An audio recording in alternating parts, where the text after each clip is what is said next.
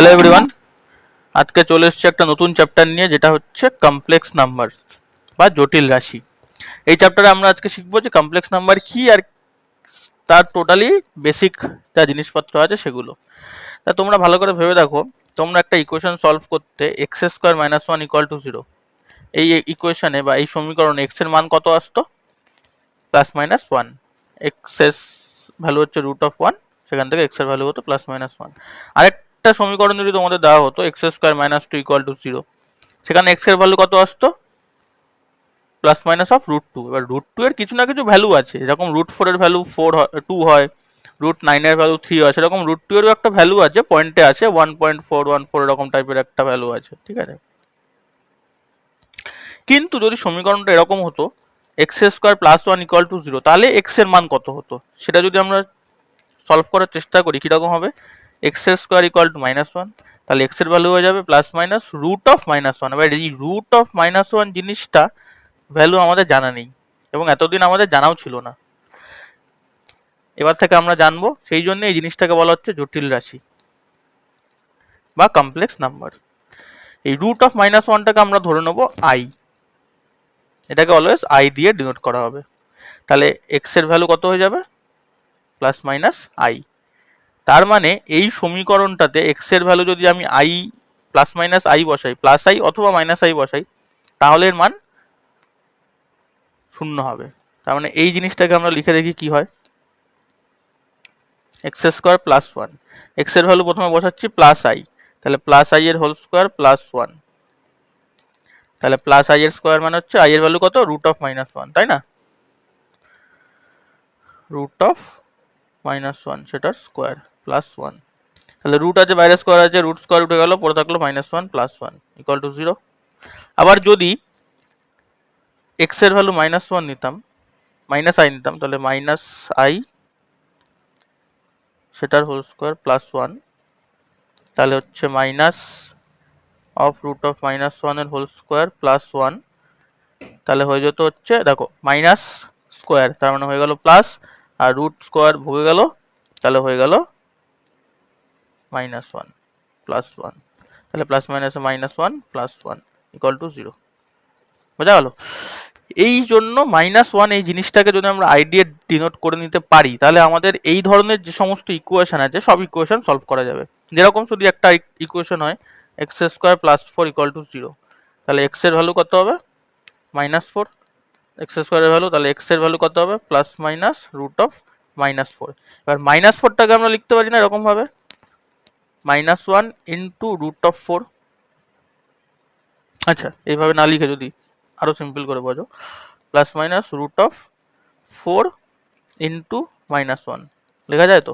তার মানে plus minus ফোরটাকে আলাদা করে দিলাম into root of minus one, তাই না? ফোরের ভ্যালু কত? রুট ফোরের ভ্যালু কত? টু। আর রুট অফ মাইনাস ওয়ানের ভ্যালু কত? আই। তাহলে টু আই, তাহলে plus minus two i, sorry, root of four into root of minus one, সেখান থেকে two into i plus minus two i. বোঝা গেল?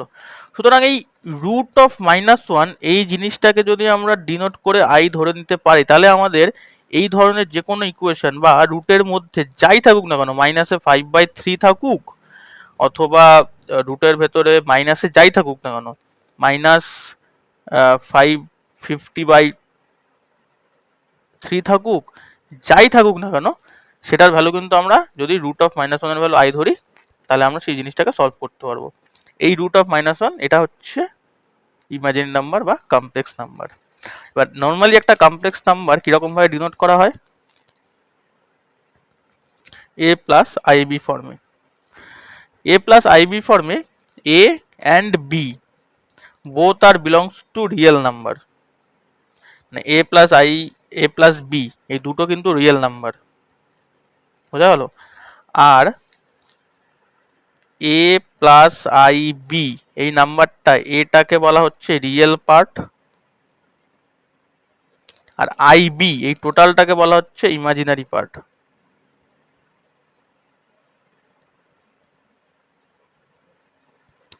এটা real number, beta real number.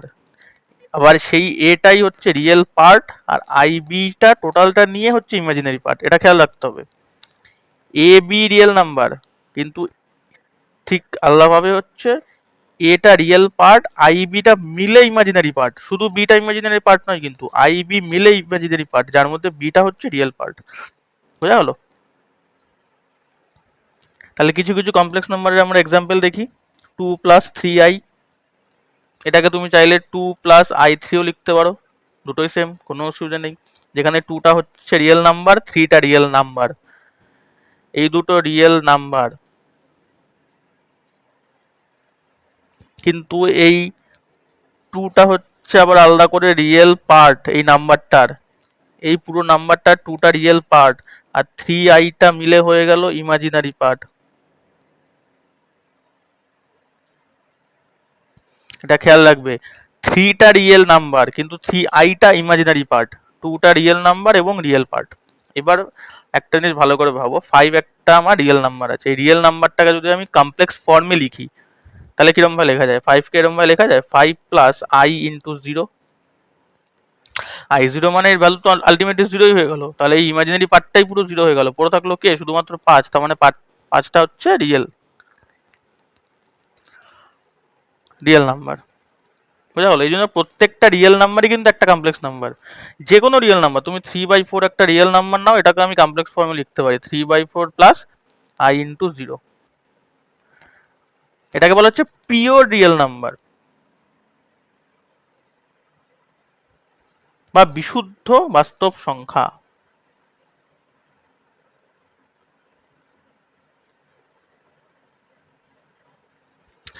ঠিক সেরকমই কোনো একটা নাম্বার যদি এরকম হয়, সাপোজ 0+i2 অথবা 0+2i, দুভাবে লিখতে পারি সেম। এই পার্টটার ভালো করে ভেবে দেখো, এটা ইমাজিনারি পার্ট সেম, এটা রিয়েল পার্ট, রিয়েল পার্টটা জিরো হয়ে গেছে না?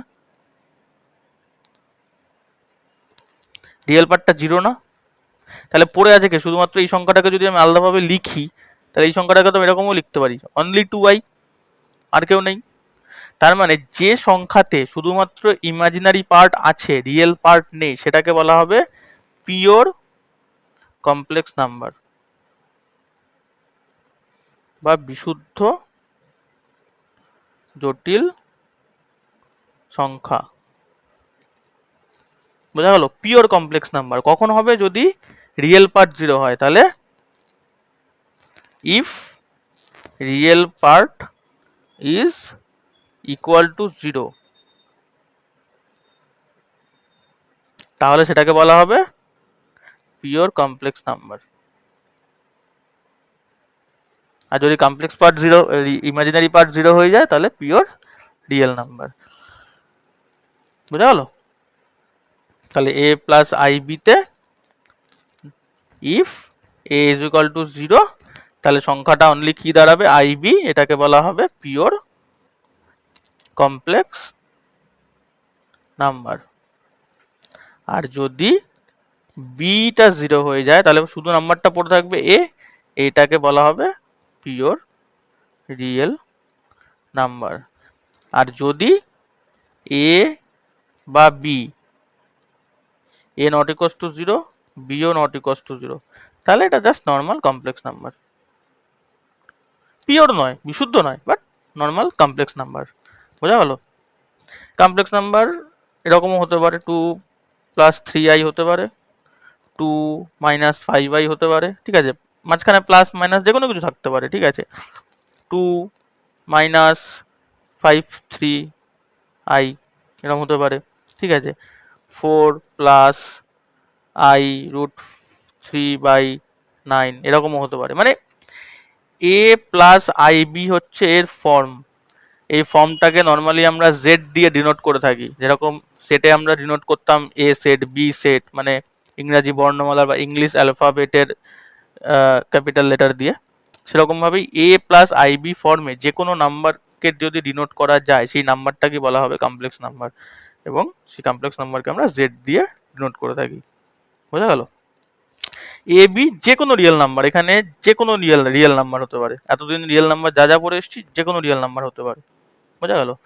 সেরকমই একটা নাম্বার আমরা ধরে নিচ্ছি Z1 নাম্বারটা হচ্ছে 2 প্লাস I5, Z2 একটা নাম্বার, সেই নাম্বারটা হয়ে যাচ্ছে 2 মাইনাস 9I। এটা আগে লেখো পরে লেখো কোনো ম্যাটার না, এই জন্য আমি বারবার দুরকম ভাবে লিখে তোমাদের বোঝানোর চেষ্টা করছি। তো এরকম ভাবে যে কোনো নাম্বার হতে পারে। এবার দেখবো আই এর পাওয়ার চেঞ্জ হলে কি কি হতে পারে। আই স্কোয়ারের ভ্যালু কত? রুট অফ -1 তার whole square equal to -1। I কিউবকে আমরা লিখতে পারি i square into i. I স্কোয়ারের ভ্যালু কত? -1 ইন্টু আই, তার মানে হয়ে গেল -i। I to the power 4 কে আমরা লিখতে পারি i square into i square, তার মানে -1 ইন্টু -1, তার মানে হয়ে গেল +1। আই টু দি পাওয়ার 5 কে আমরা লিখতে পারি I to the power 4 into i, তার মানে আই টু দি পাওয়ার 4 এর ভ্যালু কত? 1 +1 ইন্টু আই, তার মানে +i। বুঝা গেল? আই টু দি পাওয়ার 6 কে আমরা লিখতে পারি আই কিউব তার স্কোয়ার, অনেক রকম ভাবে লেখা যায়। তা আই কিউবের ভ্যালু আমাদের কত আছে? -i এর স্কোয়ার, তার মানে মাইনাস মাইনাসে প্লাস আই স্কোয়ার। তাহলে আই স্কোয়ারের ভ্যালু আবার আমরা কত জানি? এই যে পেয়েছিলাম এখানে -1, তাহলে আই টু দি পাওয়ার 6 এর ভ্যালু -1। এইভাবে জিনিসটা চলতে থাকবে। তো এটা গেল আজকে টোটাল আমাদের কমপ্লেক্স নাম্বারের বেসিক পার্ট। আইটা কি, আই এর পাওয়ার বিভিন্ন হলে, আই এর বিভিন্ন পাওয়ারের জন্য আই এর কি কি মান হতে পারে সেটা আমরা দেখলাম আজকে। ঠিক আছে, নেক্সট পার্টে আমরা শিখবো দুটো কমপ্লেক্স নাম্বার, যেরকম 2 + 3 করলে তোমরা 5 পেতে রিয়েল নাম্বারে, 6 + 10 করলে তোমরা 16 পেতে রিয়েল নাম্বারে, সেরকমই দুটো complex number 2 + 3i plus 5 + 9i। ঠিক আছে, এই দুটো কমপ্লেক্স নাম্বারকে যোগ করলে আমরা কি পাবো, বা এই দুটো কমপ্লেক্স নাম্বারের বিয়োগফল কি হতে পারে। সাপোজ 2 + 3i মাইনাস 5 + 9i, এই কমপ্লেক্স নাম্বারের যোগ, কমপ্লেক্স নাম্বারের বিয়োগ কি হতে পারে না হতে পারে। ঠিক আছে, এই জিনিসগুলো আমরা শিখবো পরের পার্টে। আজকের জন্য এইটুকুই।